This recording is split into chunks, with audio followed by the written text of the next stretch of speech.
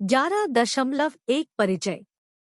शिक्षा लंबे समय से प्रगति और समृद्धि से जुड़ी हुई है। कई लोग इसे आर्थिक गिरावट, भूख और मानव गरीबी के लिए एक शक्तिशाली समाधान के रूप में देखते हैं। यह राष्ट्रीय और अंतर्राष्ट्रीय दोनों स्तरों पर सार्वजनिक नीतियों में केंद्रीय स्थान रखता है। दुनिया भर में सरकारों का लक्ष्य शिक्षा का विस्तार करना है, जबकि संयुक्त राष्ट्र जैसे अंतर्राष्ट्रीय संगठन 2015 तक सार्वभौमिक प्राथमिक शिक्षा के लक्ष्य की दिशा में काम करते हैं, जिससे यह सुनिश्चित हो सके कि विश्व स्तर पर सभी बच्चे प्राथमिक स्कूली शिक्षा पूरी कर सकें। शिक्षा के मुख्य उद्देश्य क्या है? क्या यह मानवीय पीड़ा को कम करने के लिए समृद्धि को बढ़ावा देने से भी आगे जाना है? क्या यह सामाजिक और मानव विकास में योगदान देता है? खंड 1 में आपने शिक्षा के विभिन्न आयामों और प्रभावशाली विचारकों के दृष्टिकोण का पता लगाया।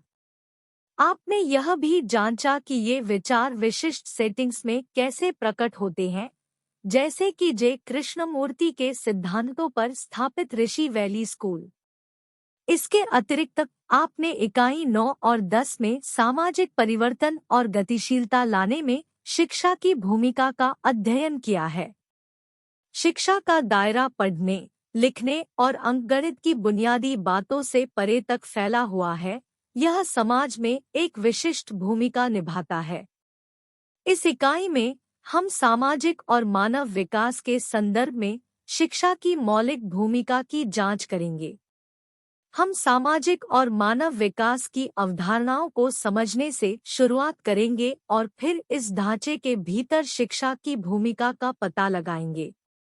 निम्नलिखित इकाई में आप हाशिए पर मौजूद व्यक्तियों को सशक्त बनाने में शिक्षा के योगदान के बारे में विस्तार से जानेंगे, जो सामाजिक और मानव विकास का एक महत्वपूर्ण पहलू है। 11.2 सामाजिक एवं मानव विकास के संकेतक।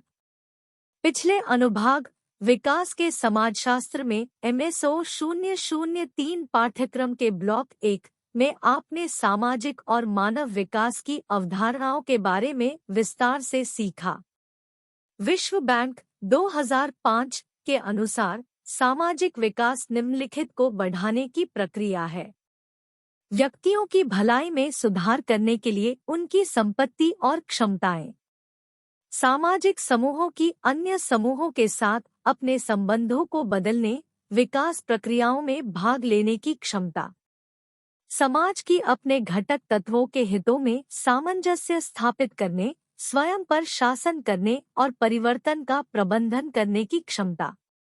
1990 के दशक से यह स्वीकार किया गया है कि विकास का व्यापक विचार केवल भौतिक उत्पादन की वृद्धि की तुलना में मानव कल्याण की समग्र भावना से अधिक जुड़ा हुआ है। वार्षिक मानव विकास रिपोर्टों ने मानव विकास को समझने में सक्रिय रूप से आय के विस्तार से लेकर कल्याण के गहराए आयामों पर ध्यान केंद्रित कर दिया है। बॉक्स 11.1 मानव विकास सूचकांक। 1990 में पाकिस्तानी अर्थशास्त्री महबूब उल हक द्वारा स्थापित संयुक्त राष्ट्र मानव विकास सूचकांक HDI गरीबी, साक्षरता, शिक्षा, जीवन प्रत्याशा, प्रसव और बहुत कुछ को मापता है। संयुक्त राष्ट्र विकास कार्यक्रम UNDP ने मानव विकास के 3 मूलभूत आयामों में किसी देश की औसत उपलब्धियों को मापने के लिए 1993 से इसका उपयोग किया है। जन्म के समय लंबी और स्वस्थ जीवन प्रत्याशा, ज्ञान, वयस्क साक्षरता और संयुक्त प्राथमिक, माध्यमिक और तृतीयक नामांकन अनुपात द्वारा मापा जाता है। जीवन स्तर US डॉलर में क्रय क्षमता PPP पर प्रति व्यक्ति सकल घरेलू उत्पाद GDP द्वारा मापा जाता है। वार्षिक रूप से UNDP HDI के आधार पर संयुक्त राष्ट्र के सदस्य देशों को रैंक करता है। मानव विकास रिपोर्ट 2005 इस बात पर जोर देती है कि मानव विकास स्वतंत्रता और मानवीय क्षमताओं के निर्माण के बारे में है। इसमें उन चीजों की श्रृंखला शामिल है जो लोग कर सकते हैं और हो सकते हैं।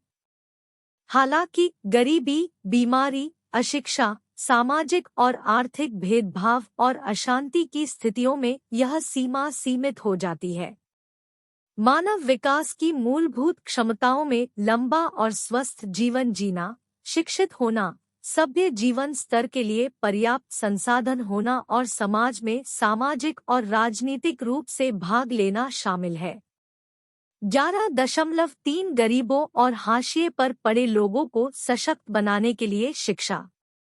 ऐतिहासिक रूप से लोगों का मानना है कि शिक्षा गरीबों और हाशिए पर रहने वाले लोगों को उनके अधिकारों, क्षमताओं और क्षमताओं के बारे में जागरूक करके शोषण से बचाती है। शिक्षा की कथित भूमिका मुख्य रूप से जागरूकता पैदा करने और रोजगार के अवसर प्रदान करने, आय सुरक्षा सुनिश्चित करने के रूप में देखी गई है। हालांकि यह परिप्रेक्ष्य सीमित है। गरीबों और हाशिए पर रहने वाले लोगों को सशक्त बनाने में शिक्षा की महत्वपूर्ण भूमिका को नजरअंदाज करता है। इस उपेक्षा का एक प्रमुख कारण अशक्त व्यक्तियों पर शासन करने की सुविधा है। जब लोग सशक्तिकरण हासिल कर लेते हैं, चुनाव करने, निर्णय लेने और प्रशासनिक विकल्पों को चुनौती देने की क्षमता, तो शासन चुनौतीपूर्ण हो जाता है। यही कारण है कि विकेंद्रीकरण का संकेत देने वाले सामुदायिक भागीदारी और जन आंदोलनों जैसे शब्दों सहित योजना दस्तावेजों के बावजूद इन योजनाओं को अक्सर नौकरशाहों और व्यक्तियों द्वारा तैयार और क्रियान्वित किया जाता है, जिनके लिए वे योजना बनाते हैं। उनकी सामाजिक वास्तविकता की समझ का अभाव होता है। स्थानीय समुदाय की भागीदारी अक्सर नाममात्र की होती है। ड्रेज और सेन 1995 के अनुसार शिक्षा प्रणाली ने मुख्य रूप से विशेषाधिकार प्राप्त और शक्तिशाली समूहों के हितों की सेवा की है, जो सामाजिक और आर्थिक रूप से वंचित हैं। रामपाल 2524 इस बात पर जोर देते हैं कि शिक्षा को वास्तव में सामाजिक असमानताओं को संबोधित करने और पिछले दशकों के विषम विकास को ठीक करने के लिए इसे सत्ता के लिए संघर्ष के स्थल के रूप में देखा जाना चाहिए। कक्षाओं को ऐसे स्थान बनने की आवश्यकता है जहां शक्ति को आलोचना और परिवर्तन के लिए स्थानांतरित किया जाता है। यह तय करना कि पाठ्यक्रम के लिए वैध सामग्री क्या मानी जाती है, सक्षम शिक्षण विधियों का चयन करना, कब, कहां और किस उद्देश्य के लिए बातचीत करना। शैक्षिक विमर्श को सचेत रूप से दबी हुई बहुसंख्यकों की आवाज को बढ़ाना चाहिए, उनके जीवन को उनकी शर्तों पर महत्व देकर अपने उद्देश्यों को फिर से परिभाषित करना चाहिए। दक्षिण एशियाई क्षेत्र के देशों की शैक्षिक प्राथमिकताओं को नया आकार देने के लिए वंचितों और अशक्तों के पक्ष में मजबूत और दृश्यमान सकारात्मक कार्रवाई लागू करना आवश्यक है। हम कैसे पढ़ाते हैं, इस पर ध्यान देना भी उतना ही महत्वपूर्ण है। वर्तमान में पाठ्यक्रम काफी हद तक इसके डिजाइनरों के शहरी मध्यवर्गीय परिप्रेक्ष्य से प्रभावित है। एक ऐसा पाठ्यक्रम बनाने की आवश्यकता महसूस की गई है जो समाज के वंचित वर्गों के सामाजिक संदर्भ और जीवन के अनुभवों को दर्शाता हो। आदर्श रूप से यह सभी बच्चों के लिए सीखना आनंददायक और सार्थक बना देगा। हालांकि अक्सर ऐसा होता है कि अशक्त और वंचित परिवारों के बच्चों को पिछड़ा और हीन करार दिया जाता है। नतीजतन उनसे सशक्त और विशेषाधिकार प्राप्त परिवारों के अपने समकक्षों के साथ पकड़ने की उम्मीद की जाती है और अक्सर उन्हें शैक्षिक प्रक्रिया के माध्यम से अपना जीवन जीने के तरीके के बारे में निर्देशित किया जाता है। इस शैक्षिक दृष्टिकोण में जानकारी के टुकड़े और टुकड़े प्रदान करना शामिल है, लेकिन ये टुकड़े बच्चों के लिए पूरी तरह से समझ में नहीं आ सकते हैं। जानकारी उनकी जीवन स्थितियों से नहीं जुड़ती है और वे इसे लागू करने के लिए संघर्ष करते हैं। शिक्षा प्रणाली में यह पूर्वाग्रह छात्रों की रुचि की कमी के साथ मिलकर स्कूल छोड़ने वालों की संख्या में वृद्धि का कारण बनता है। इस धारणा के विपरीत कि हाशिए पर रहने वाले परिवारों के बच्चों में बुनियादी सीखने की क्षमता का अभाव है, वास्तविकता यह है कि वे अक्सर जीवन के संघर्षों और जटिलताओं के प्रति अधिक संवेदनशील, जागरूक और सचेत होते हैं। केवल मानकीकृत प्रारूपों और केंद्रीकृत मानदंडों के आधार पर उनका मूल्यांकन करना अनुचित है, क्योंकि ये उनके जीवन से मेल नहीं खाते हैं। उदाहरण के लिए, उन आदिवासी बच्चों को लीजिए जो चावल मापने के देशी तरीके सीखते हुए बड़े हुए हैं। प्रारंभिक कक्षाओं में उन्हें आधुनिक गिनती प्रणाली से परिचित कराना उनके लिए चुनौतीपूर्ण हो सकता है। हालांकि शिक्षण प्रक्रिया में उनकी स्वदेशी गिनती प्रणाली को एकीकृत करने से आसान और अधिक व्यापक शिक्षण की सुविधा मिलने की उम्मीद है। इन मुद्दों को संबोधित करने के लिए यह महत्वपूर्ण है कि आय उत्पीड़न की शिक्षाशास्त्र को मुक्ति की शिक्षाशास्त्र से प्रतिस्थापित किया जाए, शिक्षा पर फ्रेयर के विचारों को अपनाया जाए और सीखने के लिए मूल्यवान अपने स्वयं के तर्क और ज्ञान में लोगों के बीच विश्वास पैदा किया जाए। जल संचयन, स्थानीय खाद्य प्रसंस्करण, मछली पालन और धातु ढलाई जैसे पारंपरिक ज्ञान को स्कूली पाठ्यक्रम में शामिल करने की महत्वपूर्ण संभावनाएं हैं। यह समावेशन जमीनी स्तर पर लोगों को सशक्त बनाएगा और उनके जीवन स्तर को बेहतर बनाएगा। बॉक्स 11.2 सभी के लिए शिक्षा पर विश्व घोषणा EFA। सभी के लिए शिक्षा पर विश्व घोषणा पत्र मानव विकास पर जोर देता है। इसमें कहा गया है कि प्रत्येक व्यक्ति, चाहे वह बच्चा हो, युवा हो या वयस्क, को शैक्षिक अवसरों तक पहुंच होनी चाहिए जो उनकी बुनियादी सीखने की जरूरतों को पूरा करते हैं। इन आवश्यकताओं में साक्षरता, मौखिक अभिव्यक्ति, संख्यात्मकता और समस्या समाधान जैसे आवश्यक शिक्षण उपकरण, साथ ही ज्ञान, कौशल, मूल्य और दृष्टिकोण जैसी बुनियादी शिक्षण सामग्री शामिल है। ये तत्व व्यक्तियों के जीवित रहने, अपनी पूरी क्षमता विकसित करने, जीने और सीखना जारी रखने के लिए आवश्यक है। घोषणा इस बात पर प्रकाश डालती है कि विकास पर विस्तारित शैक्षिक अवसरों का प्रभाव, चाहे वह किसी व्यक्ति या समाज के लिए हो, इस बात पर निर्भर करता है कि लोग वास्तव में इन अवसरों से सीखते हैं या नहीं। इसमें उपयोगी ज्ञान, तर्क क्षमता, कौशल और मूल्यों को शामिल करना शामिल है।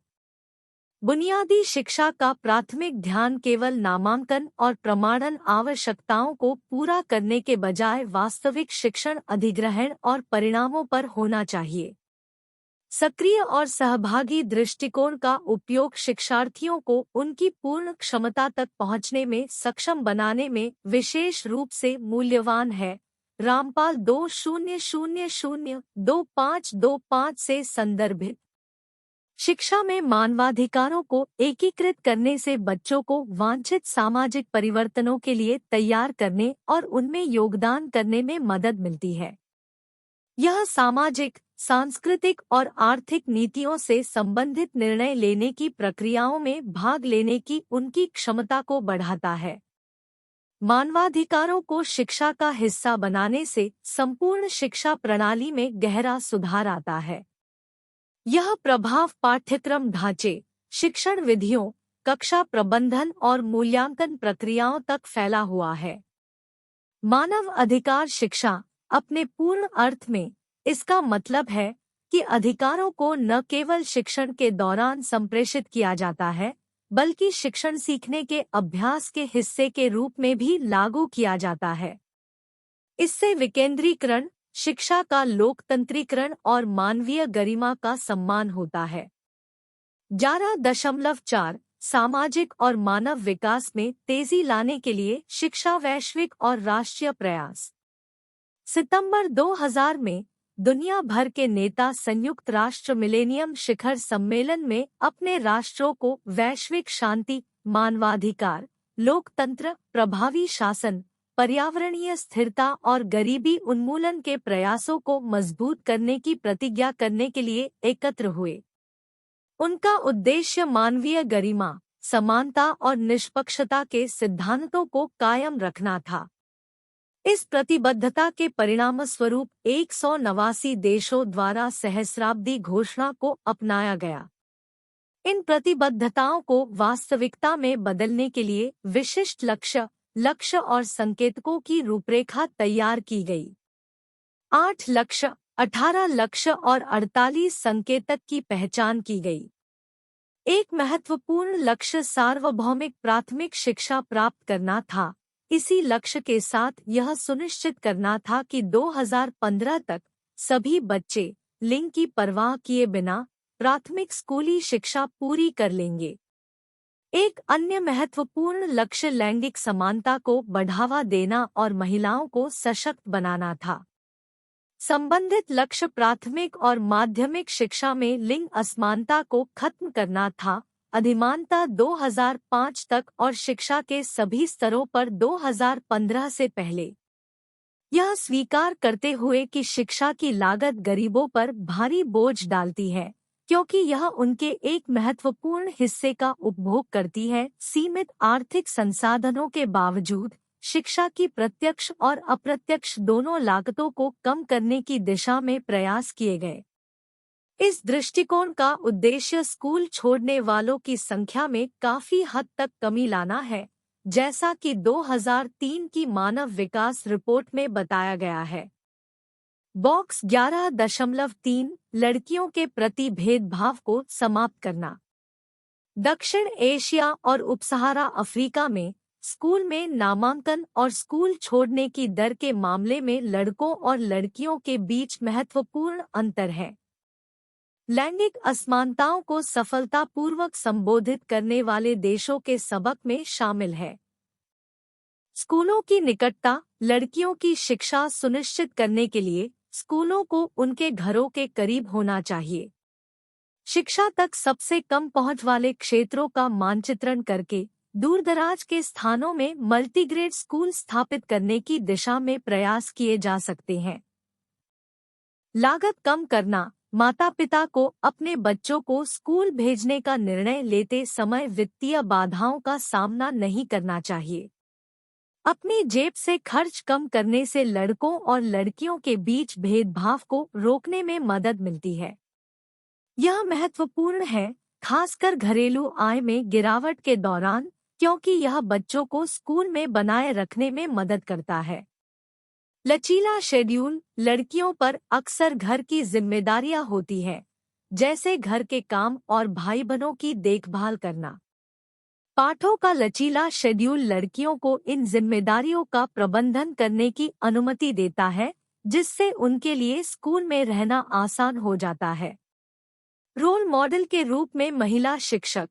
स्कूलों में महिला शिक्षकों का होना लड़कियों के लिए रोल मॉडल के रूप में कार्य करता है और माता-पिता में अपनी बेटियों की शिक्षा के बारे में सुरक्षा की भावना पैदा करता है। मानव विकास रिपोर्ट 2003-95।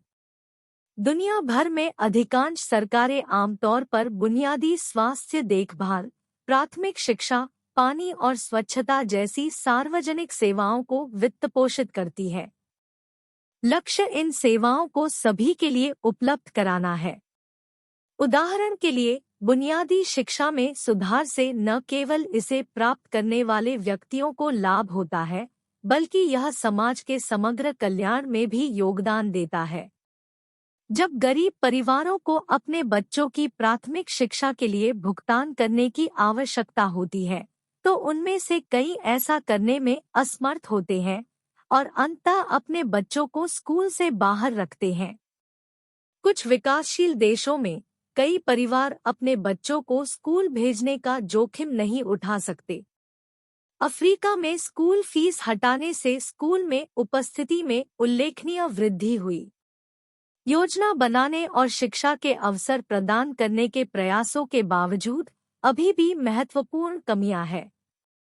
दुनिया भर में लगभग 115 मिलियन बच्चों को बुनियादी प्राथमिक शिक्षा तक पहुंच नहीं है, जिनमें से एक बड़ा हिस्सा उपसहारा अफ्रीका और दक्षिण एशिया में रहता है। राजनीतिक दबाव अक्सर अमीर और शक्तिशाली लोगों का पक्ष लेता है, जिसके परिणामस्वरूप सामाजिक बहिष्कार होता है और असमानता बढ़ती है, खासकर जब अत्यधिक आय असमानताएं मौजूद होती है। भारत में सर्व शिक्षा अभियान स्कूल के स्वामित्व में सामुदायिक भागीदारी के साथ सार्वभौमिक प्रारंभिक शिक्षा सुनिश्चित करने की सरकार की पहल है। विभिन्न स्थानीय संस्थाएं जैसे कि पंचायती राज, स्कूल प्रबंधन समितियां, गांव और स्लम स्तर की शिक्षा समितियां, माता पिता शिक्षक संघ और जनजातीय परिषदें प्राथमिक विद्यालयों के प्रबंधन के लिए जिम्मेदार है। इसका उद्देश्य 6 से 14 वर्ष की आयु के बच्चों को प्रासंगिक प्रारंभिक शिक्षा प्रदान करना, उन्हें अपने प्राकृतिक वातावरण के बारे में जानने, एक दूसरे की भलाई के लिए काम करने और आध्यात्मिक और भौतिक रूप से विकसित करने के लिए प्रोत्साहित करना है। विशिष्ट लक्ष्य निर्धारित है। संबंधित आयु वर्ग के सभी बच्चों को 2007 तक 5 साल की प्राथमिक शिक्षा और 2010 तक 8 साल की प्रारंभिक शिक्षा पूरी करनी चाहिए। 2010 तक स्कूल में बच्चों का सार्वभौमिक ठहराव प्राप्त करना और 3 प्राथमिक शिक्षा में 2007 तक और प्रारंभिक शिक्षा स्तर पर 2010 तक लिंग और सामाजिक अंतर को समाप्त करना। स्कूल आधारित हस्तक्षेपों के विकेंद्रीकरण के माध्यम से सामुदायिक स्वामित्व पर ध्यान देने के साथ कई शैक्षिक सुधारों की योजना बनाई और लागू की जाएगी।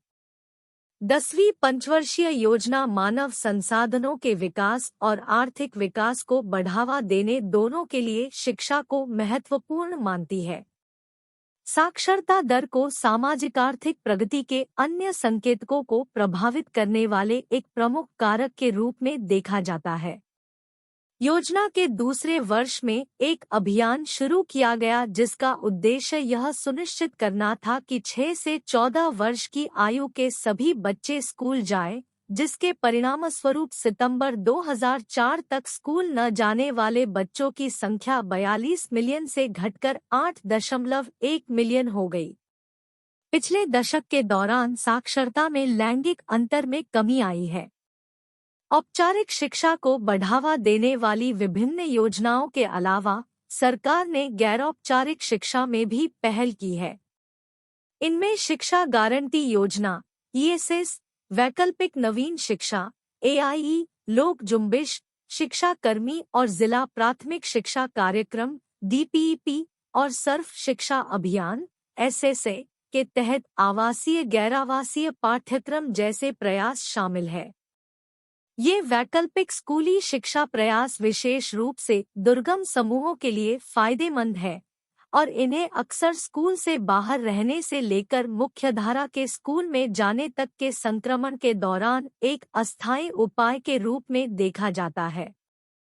2005 में 10वीं पंचवर्षीय योजना के मध्यावधि मूल्यांकन के अनुसार माध्यमिक शिक्षा के व्यावसायीकरण को शैक्षिक अवसरों में विविधता लाने के लिए डिजाइन किया गया है, जिससे रोजगार के विकल्प बढ़ेंगे और कुशल जनशक्ति की मांग और उपलब्धता के बीच असंतुलन को संबोधित किया जाएगा। ग्रामीण क्षेत्रों में महिलाओं, विशेष रूप से सामाजिक और आर्थिक रूप से वंचित समूहों की महिलाओं को सशक्त बनाने के लिए महिला संख्या 1998 में शुरू की गई थी। शुरुआत में इसे 7 राज्यों के 33 जिलों में लागू किया गया था। 10वीं पंचवर्षीय योजना का लक्ष्य इसे 17 राज्यों के 240 जिलों तक विस्तारित करना है। महिला शिक्षा केंद्र इस पहल का हिस्सा स्कूल न जाने वाले बच्चों के लिए जीवन कौशल सहित व्यावसायिक प्रशिक्षण के साथ आवासीय ब्रिज पाठ्यक्रम प्रदान करते हैं। कम महिला साक्षरता दर वाले जिलों में लड़कियों के लिए गुणवत्तापूर्ण शिक्षा तक पहुंच सुनिश्चित करने का एक हालिया प्रयास 2004-05 में शुरू किया गया कस्तूरबा गांधी बालिका विद्यालय KGBV है। प्राथमिक स्तर पर बोर्डिंग सुविधाओं के साथ 750 आवासीय विद्यालयों के माध्यम से संचालित यह अनुसूचित जाति, अनुसूचित जनजाति, अन्य पिछड़ा वर्ग और अल्पसंख्यक समुदायों की लड़कियों को लक्षित करता है। इसके अतिरिक्त ऐसे कई वयस्क शिक्षा कार्यक्रम हैं जो औपचारिक शिक्षा को व्यावसायिक प्रशिक्षण के साथ एकीकृत करते हैं। चिंतन और कार्रवाई 11.1 सामाजिक और मानव विकास के लिए शिक्षा को नियोजित करने हेतु अंतर्राष्ट्रीय एजेंसियों की पहल पर चर्चा करें। चिंतन और कार्रवाई 11.1 शिक्षा और मानव विकास के लिए अंतर्राष्ट्रीय एजेंसियों की पहल।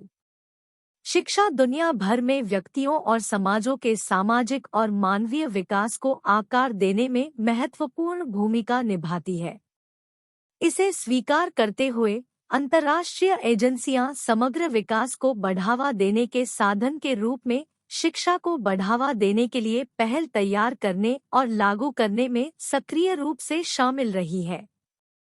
इस प्रतिबिंब में हम सामाजिक और मानव विकास के लिए शिक्षा के क्षेत्र में अंतर्राष्ट्रीय एजेंसियों की पहल पर गौर करेंगे, उनके दृष्टिकोण का विश्लेषण करेंगे और उनके महत्व को उचित ठहराएंगे। प्रमुख अंतर्राष्ट्रीय एजेंसियों में से एक जो मानव विकास के लिए शिक्षा को बढ़ावा देने में सबसे आगे रही है, वह यूनेस्को, संयुक्त राष्ट्र शैक्षिक, वैज्ञानिक और सांस्कृतिक संगठन है।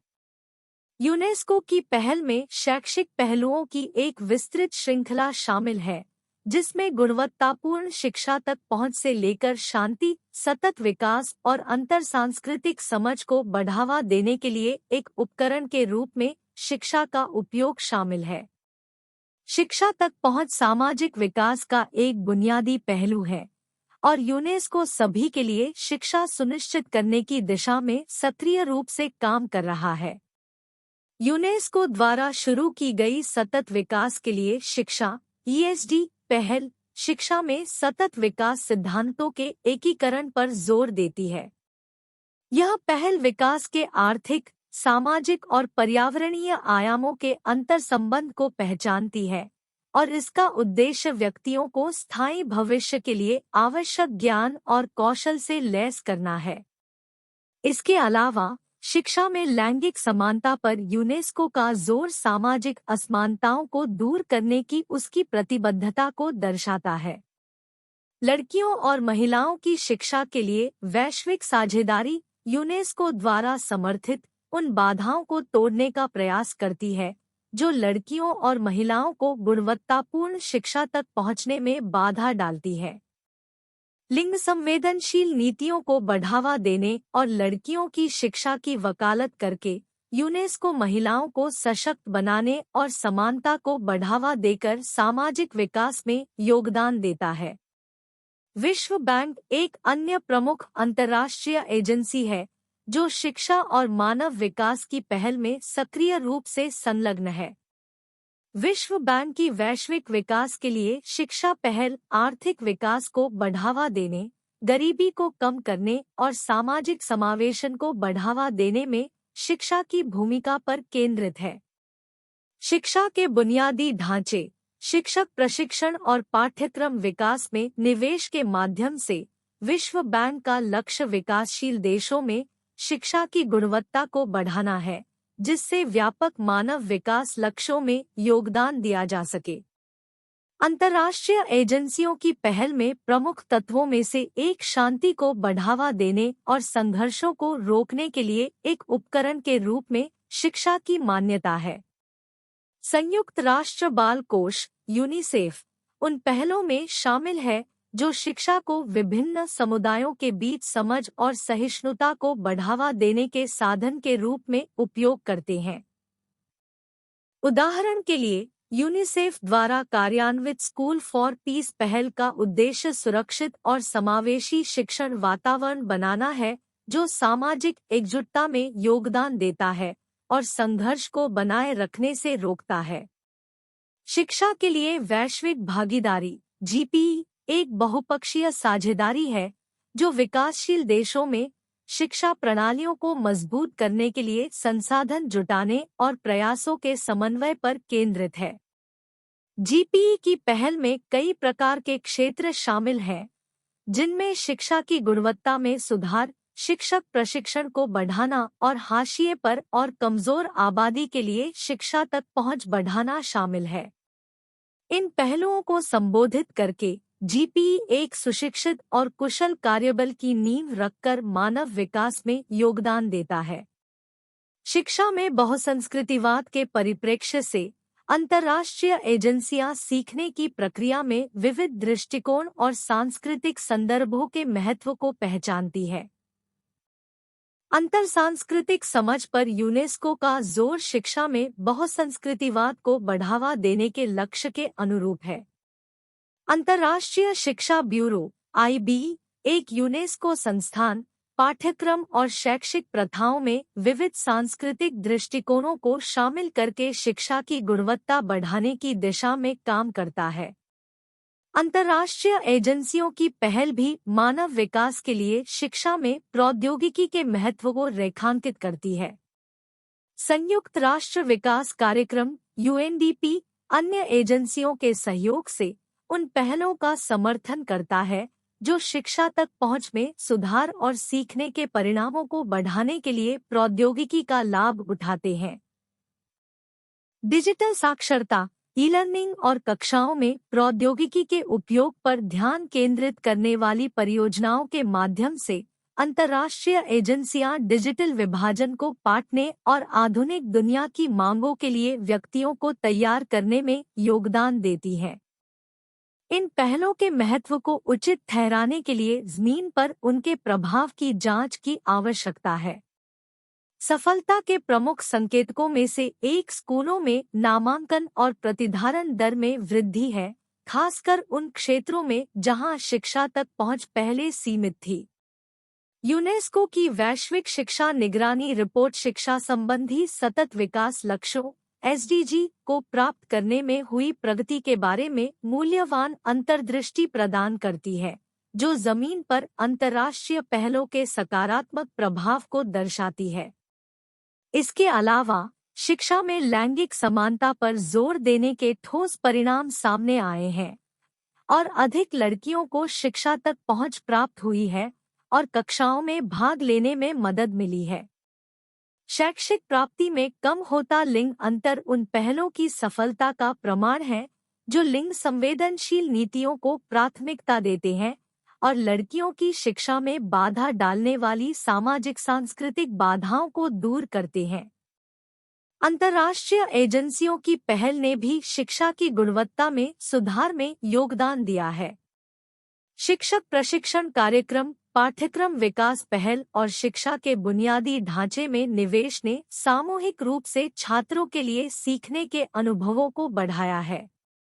आलोचनात्मक सोच, रचनात्मकता और समस्या समाधान कौशल को बढ़ावा देने सहित समग्र विकास पर जोर समाज में सक्रिय भागीदारी के लिए व्यक्तियों को तैयार करने की प्रतिबद्धता को दर्शाता है।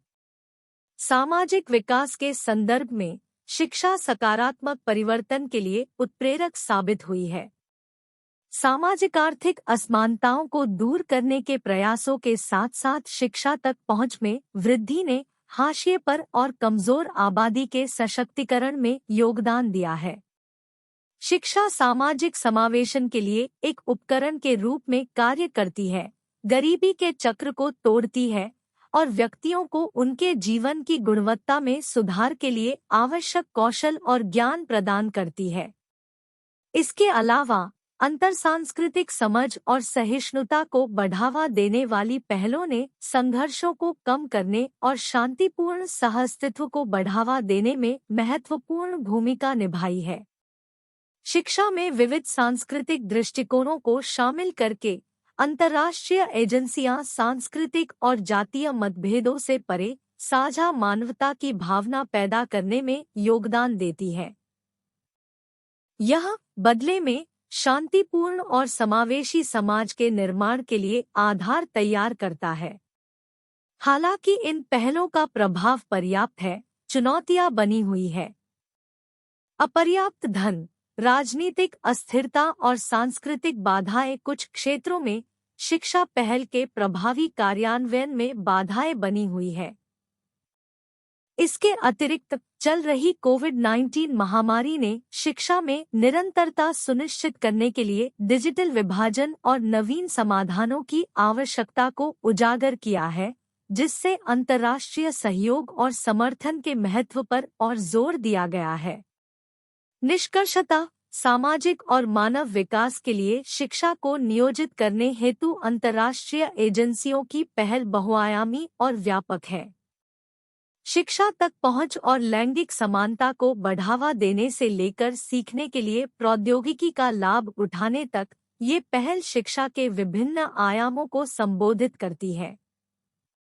इन पहलों का प्रभाव बेहतर नामांकन दर, शिक्षा में लैंगिक समानता और बेहतर सीखने के परिणामों में स्पष्ट है। शिक्षा न केवल व्यक्तिगत विकास के लिए एक उपकरण के रूप में उभरती है, बल्कि सामाजिक समावेशन, आर्थिक प्रगति और वैश्विक समझ के लिए उत्प्रेरक के रूप में भी उभरती है। हालांकि चुनौतियां बनी हुई हैं। अंतर्राष्ट्रीय एजेंसियों के चल रहे प्रयास दुनिया भर में व्यक्तियों और समाजों की बेहतरी के लिए शिक्षा को एक परिवर्तनकारी शक्ति के रूप में उपयोग करने की सामूहिक प्रतिबद्धता को रेखांकित करते हैं। 11.5 जमीनी स्तर की शिक्षा में नवाचार। हमारे देश में अंग्रेजी पढ़ने, लिखने और बोलने में दक्षता हासिल करने के प्रति बढ़ते रुझान को देखते हुए एक विशिष्ट समूह उभर कर सामने आ रहा है।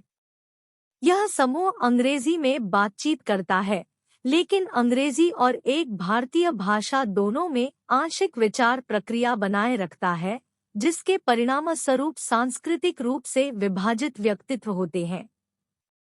यह विभाजन तीसरी दुनिया के उन देशों के लिए एक महत्वपूर्ण चुनौती प्रतीत होता है जो कभी औपनिवेशिक शासन के अधीन थे। हालांकि इसका मतलब अन्य संस्कृतियों के अध्ययन, सराहना या आत्मसात करने से इनकार नहीं है। महत्वपूर्ण पहलू अपनी संस्कृति का कठोरता से अध्ययन करना है, जिससे व्यक्ति आसानी से प्रभावित हुए बिना दृढ़ता से खड़े रह सके। इसके अतिरिक्त यह किसी की संस्कृति पर व्यापक परिप्रेक्ष्य को बढ़ावा देता है और स्वदेशी छात्रवृत्ति को प्रोत्साहित करता है। नाइक 1998। शिक्षा की स्वदेशी दृष्टि सामान्य अर्थ में सामाजिक जागरूकता को बढ़ावा देने, आत्मपरिवर्तन की शुरुआत करने और रचनात्मकता को बढ़ावा देकर अस्तित्व का विस्तार करना शामिल है। यह आधुनिक शिक्षा के बिल्कुल विपरीत है, जो अक्सर अखंडता, शांति और चरित्र शक्ति की कीमत पर उपभोक्तावाद, प्रतिस्पर्धा और विशेषज्ञता को प्राथमिकता देती है। दुनिया भर में विभिन्न प्रयोगों ने इन तत्वों को बढ़ावा देने के लिए पारंपरिक शिक्षा को आधुनिक प्रणाली के साथ एकीकृत करने का पता लगाया है। यहाँ हम कुछ उदाहरणों पर चर्चा करते हैं। तिलोनिया में बेयरफुट कॉलेज। 1972 में राजस्थान के एक छोटे से गांव तिलोनिया में स्थापित बेयरफुट कॉलेज की शुरुआत गांधीवादी सिद्धांतों से प्रेरित छात्रों के एक समूह के प्रयासों से हुई थी।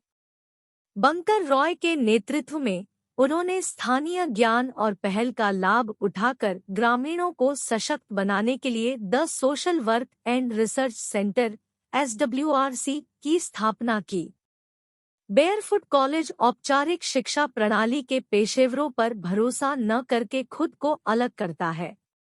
इसके बजाय यह ग्रामीणों को पेयजल, स्वास्थ्य, शिक्षा, रोजगार और ईंधन जैसी बुनियादी जरूरतों को पूरा करने के लिए अपने कौशल, ज्ञान और व्यावहारिक अनुभव को पहचानने और उपयोग करने के लिए प्रोत्साहित करता है। पारंपरिक मान्यताओं के विपरीत बेयरफुट कॉलेज का दावा है कि शैक्षिक डिग्री नहीं, बल्कि व्यावहारिक दृष्टिकोण लोगों की जरूरतों को प्रभावी ढंग से पूरा करता है और उन्हें सशक्त बनाता है। इस दृष्टिकोण में बाहरी विशेषज्ञ इनपुट के बिना प्रौद्योगिकियों को नियंत्रित और प्रबंधित करने के लिए अनपढ़ ग्रामीण व्यक्तियों को तैयार करना शामिल है। उदाहरण के लिए, पीने योग्य पानी की कमी को संबोधित करते समय, जबकि पारंपरिक विशेषज्ञ गहरे कुओं जैसे महंगे समाधान का प्रस्ताव देते हैं, बेयरफुट कॉलेज वर्षा जल के दोहन जैसे लागत प्रभावी तरीकों की वकालत करता है।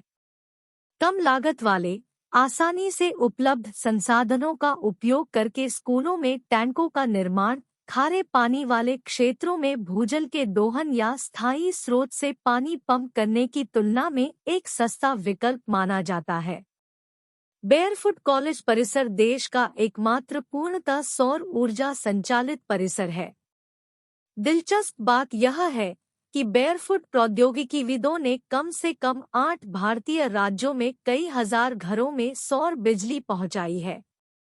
उन्होंने हिमालय में हैंडपंप स्थापित करने जैसी अनूठी चुनौतियों का भी सामना किया है, एक ऐसा कार्य जिसे शहरी इंजीनियर पूरा नहीं कर सके। इसके अतिरिक्त उन्होंने पाइप पेयजल परियोजनाओं की योजना बनाई और उन्हें क्रियान्वित किया है। प्रौद्योगिकी से परे, बेयरफुट शिक्षक प्रशिक्षित प्री प्राइमरी और रात्रि स्कूल शिक्षकों के रूप में कार्य करते हैं। 3000 से अधिक लड़के और लड़कियां इन शिक्षकों द्वारा संचालित 150 से अधिक रात्रि विद्यालयों में जाते हैं, जिनकी देखरेख बाल संसद द्वारा की जाती है। बाल विवाह, महिलाओं के अधिकार और मजदूरी, बाल साक्षरता और अन्य मुद्दों के बारे में जागरूकता बढ़ाने के लिए बेयरफुट संचारक कठपुतली का उपयोग करते हैं। बेयरफुट आर्किटेक्ट्स और राजमिस्त्रियों ने कम लागत और स्थानीय रूप से उपलब्ध सामग्रियों का उपयोग करके कॉलेज का निर्माण किया। जो बात सामने आती है वह है स्थानीय समुदाय की अपनी समस्याओं को हल करने की क्षमता में विश्वास, जो बेयरफुट कॉलेज के कार्यकर्ताओं द्वारा किए गए विभिन्न कार्यों में स्पष्ट है। कॉलेज विकेंद्रीकृत और गैर पदानुक्रमित आधार पर संचालित होता है, ग्राम परिषद में सामुदायिक मुद्दों पर चर्चा करता है। तिलोनिया मामला औपचारिक शिक्षा और प्रबंधकीय कौशल की पारंपरिक आवश्यकता को चुनौती देता है। बेयरफुट कॉलेज स्थानीय समुदायों को उनकी बुद्धि पर भरोसा करके, शक्ति और नियंत्रण का विकेंद्रीकरण करके सशक्त बनाता है। यह दृष्टिकोण न केवल विभिन्न जातियों और वर्गों के लोगों को एक साथ लाता है, बल्कि बेरोजगार माने जाने वाले ग्रामीण युवाओं को भी इसमें शामिल करता है। यह जीवन की गुणवत्ता में सुधार के लिए परिष्कृत तकनीक का उपयोग करके व्यवहार्य, सरल और लागत प्रभावी विकल्प प्रदान करता है। इस पृष्ठभूमि को देखते हुए, क्या बेयरफुट कॉलेज में काम करने वाले अशिक्षित व्यक्तियों को अज्ञानी और पिछड़ा करार दिया जाना चाहिए? यह आवश्यक प्रतीत होता है कि शिक्षा की परिभाषा को ही व्यापक बनाया जाए ताकि इसमें मानवीय पीड़ा को कम करने वाली नवीन शिक्षण विधियों को शामिल किया जा सके। होशंगाबाद विज्ञान शिक्षण कार्यक्रम की ओर बढ़ते हुए अनिल सदगोपाल, जो वर्तमान में केंद्रीय शिक्षा संस्थान दिल्ली विश्वविद्यालय में संकाय का हिस्सा है, ने समान विचारधारा वाले वैज्ञानिकों के साथ मध्य प्रदेश के होशंगाबाद में ग्रामीण विकास और शिक्षा के लिए किशोर भारती केंद्र की स्थापना की। उन्होंने मध्य प्रदेश सरकार को सरकारी स्कूलों में विज्ञान शिक्षा के लिए वैकल्पिक शिक्षण सामग्री के विकास का प्रस्ताव दिया, जिसे अब होशंगाबाद विज्ञान शिक्षण कार्यक्रम के रूप में जाना जाता है। सदगोपाल स्थानीय परिवेश और सामुदायिक अनुभवों के आधार पर पाठ्यक्रम को विकेंद्रीकृत करने में दृढ़ता से विश्वास करते थे। उन्होंने मुंबई में Tata institute of fundamental research, भारतीय प्रौद्योगिकी संस्थान के वैज्ञानिकों और क्षेत्रीय शिक्षा महाविद्यालयों, राष्ट्रीय शैक्षिक अनुसंधान और प्रशिक्षण परिषद (NCERT) के विशेषज्ञों और मध्य प्रदेश के सरकारी मध्य विद्यालय के शिक्षकों के साथ सहयोग किया। लक्ष्य प्रायोगिक विज्ञान पढ़ाने के नए तरीकों की खोज करना था। टीम पाठ्यक्रम को विकेंद्रीकृत करने और शिक्षकों को अपने शिक्षण में स्थानीय संसाधनों और अनुभवों का उपयोग करने के लिए प्रेरित करने में सफल रही। शिक्षा में ज्ञान के साथ काम को एकीकृत करने के गांधी के विचार से प्रेरित होकर विज्ञान शिक्षण कार्यक्रम का विस्तार रचनात्मक तरीकों के माध्यम से सामाजिक विज्ञान और भाषा शिक्षण को शामिल करने के लिए किया गया। छात्र और शिक्षक वैज्ञानिक सिद्धांतों के साथ कार्य अनुभव को जोड़ते हुए शिक्षण सीखने की प्रक्रिया में भागीदार बन गए। टीम का उद्देश्य कृषि और पशु प्रजनन को बढ़ाना, संकटग्रस्त कृषि श्रमिकों के प्रवासन को नियंत्रित करना और पर्यावरणीय मुद्दों का समाधान करना भी था। इस दृष्टिकोण से छोटे पैमाने के उद्योगों का उदय हुआ, जैसे कि रिंगवेल फैब्रिकेशन, वन आवरण की बहाली और पर्यावरणीय क्षरण की रोकथाम। होशंगाबाद विज्ञान प्रशिक्षण कार्यक्रम की सफलता ने मध्य प्रदेश में राज्यव्यापी कार्यक्रमों के लिए एक मॉडल के रूप में काम किया और इससे शैक्षिक अनुसंधान और प्रशिक्षण के लिए एकलव्य केंद्र की स्थापना हुई। होशंगाबाद प्रयोग से पता चलता है कि कैसे सभी बच्चों को उनकी जाति, वर्ग, भाषा, लिंग या समुदाय की परवाह किए बिना शिक्षा उपलब्ध कराई जा सकती है। सदगोपाल ने अपनी प्रसिद्ध पुस्तक शिक्षा में बदलाव का सवाल 2000 में सवाल उठाया है कि सरकारी स्कूलों ने एक सामान्य स्कूल प्रणाली क्यों स्थापित नहीं की है।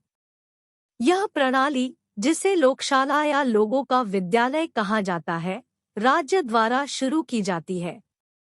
लोकशाला में प्रत्येक स्थानीय समुदाय सभी बच्चों के लिए समान अधिकार सुनिश्चित करते हुए अपने स्वयं के प्राथमिक और उच्च विद्यालयों का प्रबंधन करता है। 1991 में सदगोपाल ने भारतीय ज्ञान विज्ञान जत्था (BGVJ) का गठन किया, जो स्थानीय समुदायों के सहयोग से लोकशाला की वकालत करने वाला एक मंच था। इस पहल ने व्यक्तियों को शिक्षा, स्वास्थ्य और प्रौद्योगिकी में एकजुट किया। अनिल सदगोपाल के नेतृत्व में BGVJ ने अखिल भारतीय पीपुल्स साइंस जत्था के साथ सहयोग किया, जिसमें 50,000 गांव और कस्बे शामिल थे। 1994 में 1,000 से अधिक प्रतिभागियों के साथ एक सम्मेलन के परिणामस्वरूप 1995 में लोकशाला प्रक्रिया की शुरुआत हुई। लोकशाला ने सामाजिक परिवर्तन के हिस्से के रूप में संस्थागत परिवर्तन लाने के लिए शिक्षाविदों और सक्रियता को जोड़ा। विश्वविद्यालय अनुदान आयोग के समर्थन से BGVJ ने देश के उत्तर पूर्वी हिस्से में 4 सहित कम से कम 10 राज्यों में एडवांस फील्ड प्रयोगशालाएं स्थापित की। इन प्रयोगशालाओं ने हस्तक्षेप के लिए प्राथमिकताएं निर्धारित करने के लिए लोगों के दृष्टिकोण पर विचार करके लोकशालाओं के लिए आधार तैयार किया। लोकशालाएं सरकारी और निजी दोनों स्कूलों के सामने आने वाली चुनौतियों का एक संभावित समाधान प्रस्तुत करती है। सरकारी स्कूल अक्सर सीमित धन और नौकरशाही बाधाओं से जूझते हैं, छात्रों को महज जमा पूंजी मानते हैं। परिवार की आय में योगदान देने के बाद कई बच्चों को इन स्कूलों से निकाल लिया जाता है। जिनके पास साधन है, वे निजी स्कूलों को प्राथमिकता देते हैं, लेकिन उच्च ड्रॉपआउट दर वाले और आर्थिक रूप से बेकार समझे जाने वाले सरकारी स्कूलों को छोड़ देते हैं। यह मुद्दा मध्य प्रदेश और केरल जैसे राज्यों में स्पष्ट है, जहां सरकारी स्कूल लड़खड़ा गए हैं। इसके विपरीत लोकशालाएं विद्वानों और स्थानीय समुदायों को शामिल करके एक समान पैटर्न का पालन करने के बजाय विशिष्ट सामाजिक और भौगोलिक संदर्भों को अपनाकर अलग दिखती है। आशा है कि ये स्कूल अधिक छात्रों को आकर्षित करेंगे और उनके जीवन को बेहतर बनाने के लिए व्यावहारिक ज्ञान प्रदान करेंगे। बॉक्स 11.4 जहानाबाद, बिहार में लोकशाला का अनुभव। जहानाबाद, बिहार के मामले में बॉक्स 11.4 फीट लोकशाला अनुभव पर प्रकाश डालता है। समूह ने प्रभावी हस्तक्षेप के लिए राजनीतिक और सामाजिक-आर्थिक संदर्भ को समझने के महत्व को पहचाना। उन्होंने सामुदायिक समर्थन हासिल करने और जमीनी हकीकत और शैक्षिक विशेषज्ञों के बीच संबंध स्थापित करने पर जोर दिया। जहानाबाद, जो कट्टरपंथी किसान आंदोलनों के कारण हिंसा के लिए जाना जाता है, को स्कूलों में पुलिस की उपस्थिति के साथ चुनौतियों का सामना करना पड़ा। समूह ने अधिक अनुकूल माहौल बनाने के लिए स्कूलों से पुलिस कर्मियों को हटाने की सफलतापूर्वक वकालत की। स्थानीय युवा स्थानीय इतिहास का दस्तावेजीकरण करने, अंश शिक्षकों की नियुक्ति को चुनौती देने, नीति निर्माताओं को कुछ हद तक प्रभावित करने में लगे हुए हैं। अध्याय में उल्लिखित गतिविधियों ने न केवल तत्काल परिवर्तन लाए बल्कि दृष्टिकोण और विचारों में स्थायी बदलाव भी लाए। शिक्षा को अब इस क्षेत्र में एक राजनीतिक मुद्दे के रूप में स्वीकार किया गया है, जिससे समुदाय के भीतर बहस छिड़ गई है। लोगों को शिक्षा और मात्र साक्षरता के बीच अंतर की समझ आ गई है। वे अब इन मुद्दों को अपने राजनीतिक प्रतिनिधियों जैसे संसद सदस्यों और विधानसभा सदस्यों के साथ संबोधित कर सकते हैं। सामाजिक कार्यकर्ताओं ने राजनीतिक संदर्भ की अपनी समझ को गहरा किया है, जिससे वर्तमान स्थिति के आलोचनात्मक विश्लेषण के लिए जगह तैयार हुई है। इस प्रक्रिया ने हिंसक उथल-पुथल वाले क्षेत्र में वैकल्पिक शैक्षिक रणनीतियों की खोज का मार्ग प्रशस्त किया है। गरीबी और शिक्षा समन्वय विद्यापीठ। गरीबी और शिक्षा की ओर बढ़ते हुए द्वार को सुंदरानी ने 1954 में बोधगया में समन्वय आश्रम की स्थापना की। मुसहर और भोक्ता समुदायों को बीमारी, गरीबी और हिंसा से लड़ने में सहायता करने के अलावा सुंदरानी ने एक आवासीय विद्यालय में इन समुदायों के बच्चों को शिक्षित करने की जिम्मेदारी भी ली। परिवारों के लिए विकास कार्य संचालित किए जाते हैं और बच्चों को समन्वय विद्यापीठ में शिक्षा दी जाती है। इसके बाद गांवों में शिक्षित व्यक्तियों को बनाए रखने के उद्देश्य से उन्हें उनके परिवारों को प्रदान की गई भूमि पर बसाया जाता है। यह शिक्षित ग्रामीणों के शहरी क्षेत्रों में प्रचलित प्रवास के कारण महत्वपूर्ण है, जहां हर कोई रोजगार सुरक्षित नहीं कर सकता है। यह प्रवास अवसाद और हताशा को जन्म देता है। समन्वय विद्यापीठ में शिक्षा खेती, डेयरी फार्मिंग, मरम्मत कार्य, मोटर वाइंडिंग और जीप ड्राइविंग जैसी गतिविधियों के साथ एकीकृत है। प्रमाण पत्र या डिग्री देने के बजाय सीखने और कमाने की क्षमता विकसित करने पर जोर दिया जा रहा है। बच्चों को भाषा, अंकगणित और विज्ञान इस तरह सिखाया जाता है जो सब्जियों और फलों को उगाने, खाद बनाने और स्वास्थ्य और स्वच्छता बनाए रखने के अनुरूप हो। समन्वय विद्यापीठ का दृष्टिकोण दोहरा है।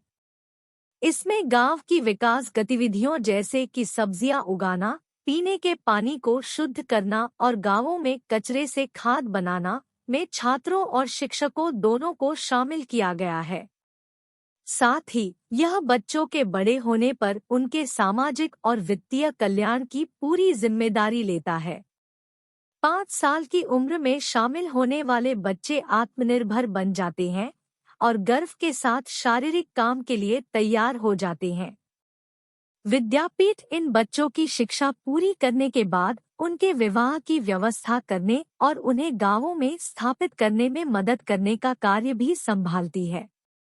विद्यापीठ के बच्चों में धार्मिक सद्भाव और सहयोग को बढ़ावा देना एक अनिवार्य पहलू है। सुंदरानी 1998-38 के अनुसार समन्वय का अर्थ है सद्भाव। संस्था का उद्देश्य सद्भाव को बढ़ावा देना है, विशेष रूप से मानव इतिहास के वर्तमान अभूतपूर्व काल में। आवश्यकता एक दूसरे की सेवा करके विकसित आपसी समझ के माध्यम से प्राप्त सद्भाव में शिक्षा प्रदान करने की है। समन्वय विद्यापीठ जाति, रंग, पंथ या धार्मिक विचारों से परे गरीब बच्चों को शिक्षित करने पर ध्यान केंद्रित करती है। वे विशेषाधिकार प्राप्त और वंचितों के बीच साझा करने की भावना को बढ़ावा देते हुए एक साथ सीखते हैं, काम करते हैं और रहते हैं। विद्यापीठ शिक्षा की वकालत करती है। जनता का लक्ष्य शिक्षा के माध्यम से एक वर्गहीन और जातिविहीन समाज की स्थापना करना है, जो समय की एक महती आवश्यकता है। प्राथमिक शिक्षा का ग्रामीण संदर्भ। भारतीय शिक्षा संस्थान ने प्राथमिक और प्रारंभिक शिक्षा को बढ़ावा देना नामक एक परियोजना शुरू की, जिसे प्रोपेल के नाम से जाना जाता है। 137 गांवों को शामिल करने वाली इस परियोजना का उद्देश्य शिक्षा को स्थानीय समुदाय की जरूरतों और जीवन शैली के साथ एकीकृत करना है। यूनेस्को द्वारा मान्यता प्राप्त प्रोपेल एक मॉडल प्रोजेक्ट के रूप में कार्य करता है, जो प्राथमिक शिक्षा को सभी बच्चों के लिए सुलभ बनाने के लिए एक वैकल्पिक दृष्टिकोण प्रदर्शित करता है। इसका महत्व लोगों की जीवन शैली और अपेक्षाओं के साथ तालमेल बिठाने, शैक्षिक प्रणाली के भीतर समुदाय से जुड़े होने की भावना को बढ़ावा देने में निहित है। बॉक्स 11.5 प्रोपेल के मुख्य पहलू। प्रोपेल परियोजना में संस्कृति विशिष्ट तत्व शामिल हैं, जिनमें शामिल है पाठ्यचर्या, आय, लोक कथाएं सुनाने, पारंपरिक गीत गाने और दैनिक अनुभवों पर चर्चा करने पर जोर। 2. भाषा और गणित पढ़ाना, स्थानीय भाषा और गणना के तरीकों से शुरू होकर धीरे धीरे मानक भाषा और गणित में परिवर्तित हो रहा है। 3. अन्वेषण, विश्लेषणात्मक चर्चा और तर्कसंगत तर्क के माध्यम से प्रकृति को समझना। 4. रंग, आकार, ध्वनि और लय के अवलोकन, प्रशंसा और उपयोग के माध्यम से सौंदर्य संबंधी संवेदनशीलता का विकास करना, जिससे शिक्षार्थी के प्राकृतिक परिवेश से संबंधित अनकही कलात्मक अभिव्यक्तियां हो सकें। स्वास्थ्य और स्वच्छता को दैनिक जीवन में एकीकृत करना। 6. सरल योगासनों के माध्यम से शारीरिक और मानसिक विश्राम को शामिल करना। 7. स्थानीय परिस्थितियों और विकास आवश्यकताओं के लिए उनकी प्रासंगिकता को समझने के लिए परिवार और समुदाय के बुजुर्गों की सहायता से स्थानीय इतिहास और भूगोल की खोज करना। कक्षा जलवायु, मौखिक और गैर मौखिक संचार के माध्यम से सहयोगात्मक शिक्षा को बढ़ावा देना। गोलाकार, आमने सामने बैठने की व्यवस्था का उपयोग करना जिसमें प्रशिक्षक भी शामिल हो। गैराधिग्रहण और निःस्वार्थता के सांस्कृतिक लोकाचार को प्रतिबिंबित करने वाली शिक्षण सामग्री साझा करना। समुदाय के पर्यावरण और सांस्कृतिक संदर्भों पर आधारित गीतों और नाटकों को शामिल करना। विद्यार्थियों को स्थानीय विषयों पर भाषण देना सिखाना। सहभागी सहकर्मी समूह सीखने के लिए समूह कार्य को प्रोत्साहित करना। पूर्व ब्रिटिश स्वदेशी चरित्र के अनुरूप एक गैर प्रतिस्पर्धी, तनाव मुक्त शिक्षाशास्त्र को बनाए रखना। बापट और करंदीकर, 1998, 44 से 45। प्रोपेल में शिक्षक समुदाय के सदस्य होते हैं, जो प्यार और चिंता के साथ बच्चों की देखभाल करते हैं। संस्कृति अनुकूल शिक्षण प्रणाली बनाए रखने को सुनिश्चित करने के लिए प्रत्येक ग्राम पंचायत एक ग्राम शिक्षा समिति की स्थापना करती है।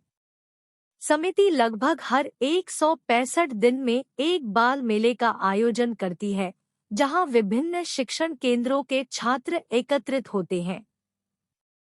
मेले में वे गाते हैं, खेल खेलते हैं, नाटक प्रस्तुत करते हैं, कहानियां सुनाते हैं और भाषा और गणित की परीक्षाओं में भी भाग लेते हैं, जिससे परीक्षाएं कम रहस्यमय हो जाती है और प्रदर्शन की गोपनीयता भंग हो जाती है।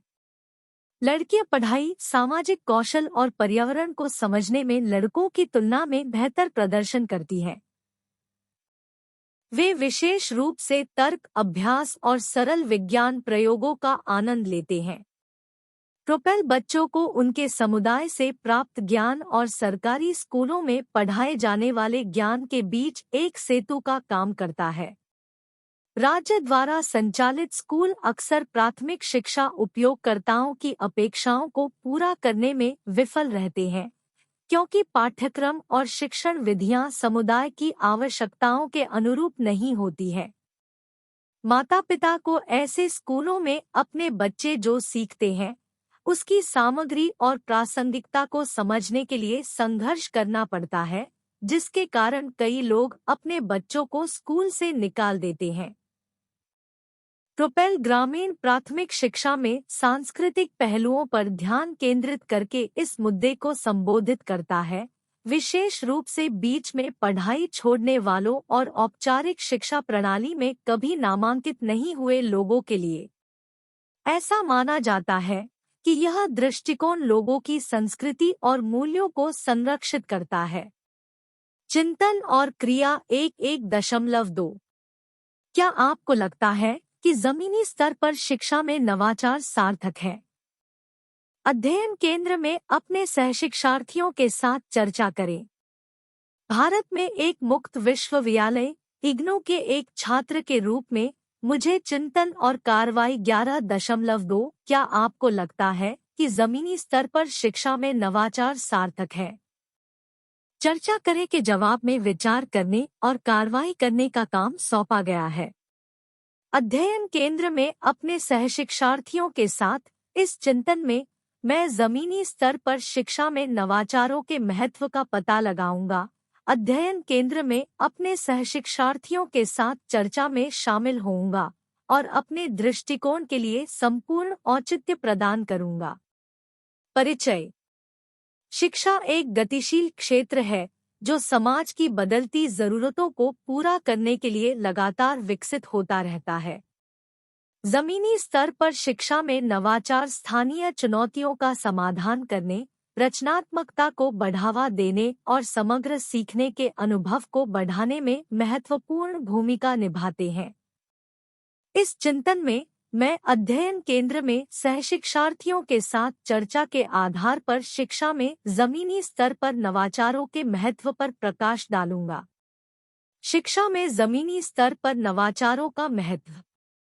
जमीनी स्तर पर शिक्षा नवाचार अक्सर स्थानीय समुदाय की अनूठी जरूरतों और संदर्भ से प्रेरित होते हैं। ये नवाचार विभिन्न रूप ले सकते हैं, जिनमें शैक्षणिक दृष्टिकोण, प्रौद्योगिकी एकीकरण और सामुदायिक सहभागिता पहल शामिल है। जमीनी स्तर पर नवाचारों के प्राथमिक लाभों में से एक स्थानीय समुदायों के सामने आने वाली विशिष्ट चुनौतियों का समाधान करने की उनकी क्षमता है, जिससे यह सुनिश्चित होता है कि शिक्षा प्रासंगिक और प्रभावशाली है। उदाहरण के लिए, ग्रामीण क्षेत्रों में जहां पारंपरिक शैक्षिक संसाधनों तक पहुंच सीमित हो सकती है, जमीनी स्तर के नवाचार ई-लर्निंग प्लेटफॉर्म प्रदान करने के लिए प्रौद्योगिकी का लाभ उठा सकते हैं, जिससे छात्रों को दूरस्थ रूप से गुणवत्तापूर्ण शिक्षा प्राप्त करने में सक्षम बनाया जा सकता है। इसी तरह, किसी समुदाय के सांस्कृतिक संदर्भ के अनुरूप नवीन शिक्षण विधियां छात्रों की सहभागिता और समझ को बढ़ा सकती हैं। अध्ययन केंद्र में सहशिक्षार्थियों के साथ चर्चा विषय पर व्यापक परिप्रेक्ष्य प्राप्त करने के लिए मैंने अध्ययन केंद्र में अपने सहशिक्षार्थियों के साथ चर्चा शुरू की। समूह के भीतर विचारों की विविधता ने शिक्षार्थियों के विविध अनुभवों और पृष्ठभूमियों पर प्रकाश डाला, जिससे बातचीत समृद्ध हुई।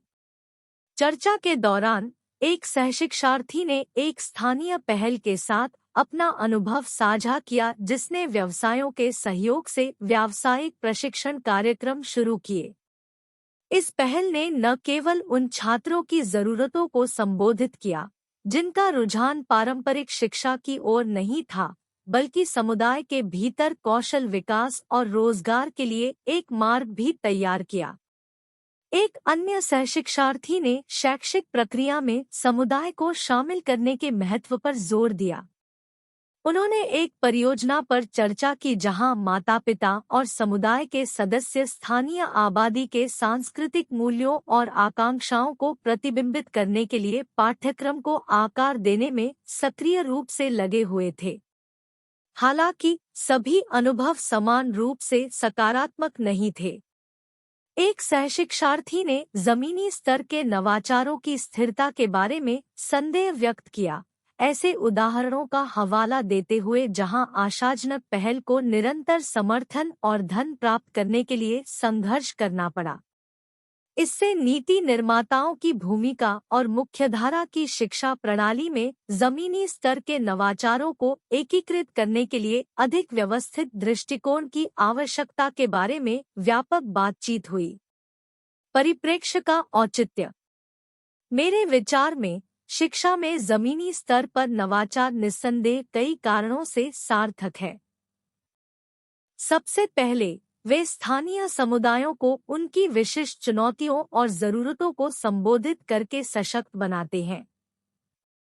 इससे न केवल शिक्षा की गुणवत्ता बढ़ती है, बल्कि शिक्षार्थियों में स्वामित्व और प्रासंगिकता की भावना भी बढ़ती है।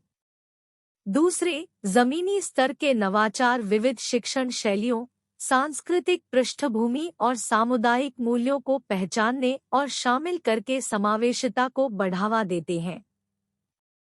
शिक्षा जब स्थानीय संदर्भ के अनुरूप बनाई जाती है, तो उन शिक्षार्थियों के लिए अधिक सुलभ और सार्थक हो जाती है, जो अन्यथा मानकीकृत प्रणाली में हाशिए पर महसूस कर सकते हैं।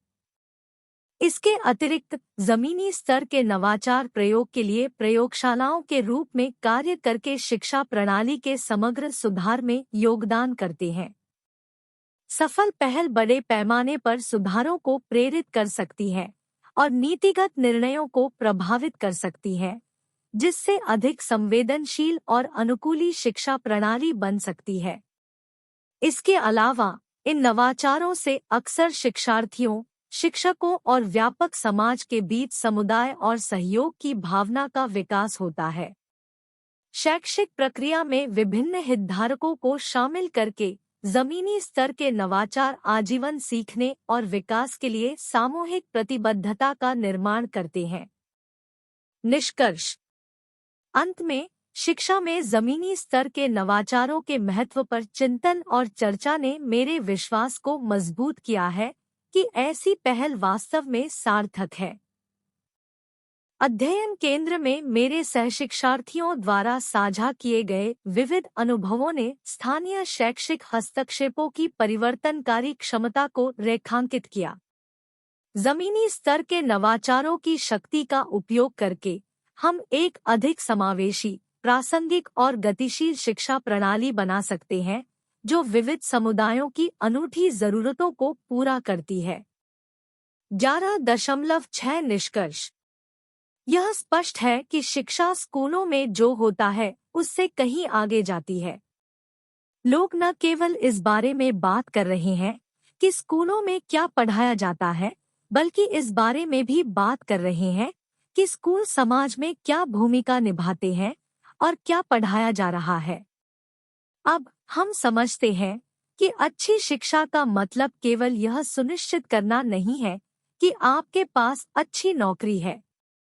यह बच्चों को उनकी पूरी क्षमता तक पहुंचने में मदद करने और उन्हें एक पूर्ण जीवन के लिए तैयार करने के बारे में है। पाउलो फ्रेयर और गांधी जैसे कई विचारकों ने इस प्रकार की शिक्षा के लिए आधार तैयार किया है, जैसा कि हमने पिछले अनुभागों में सीखा है। इस अध्याय में हमने पता लगाया है कि हम पारंपरिक और आधुनिक शिक्षा विचारों को कैसे जोड़ सकते हैं।